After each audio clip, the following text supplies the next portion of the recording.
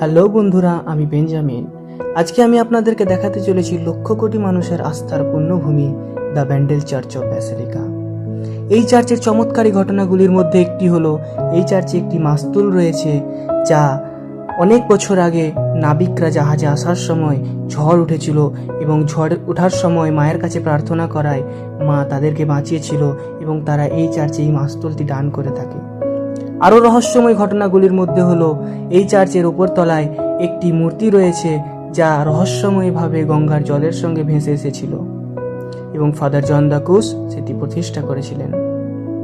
Father John the ক্রুসের সময় ছিলেন মুঘল সম্রাট শাহজাহান, যিনি ব্যান্ডেল চার্চ আক্রমণ করেছিলেন এবং ব্যান্ডেল চার্চের অনেক ক্ষতি হয়েছিল।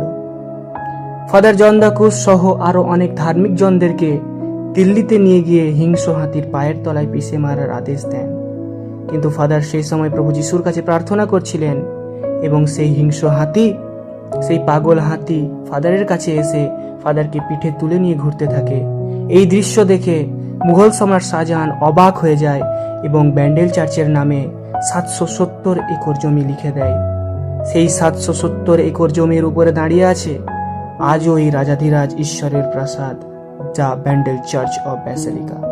তো বন্ধুরা, আপনারা কতজন এখানে আসতে চান কমেন্টে জানান, আর কতজন এখানে এসেছেন তাও কমেন্টে জানান।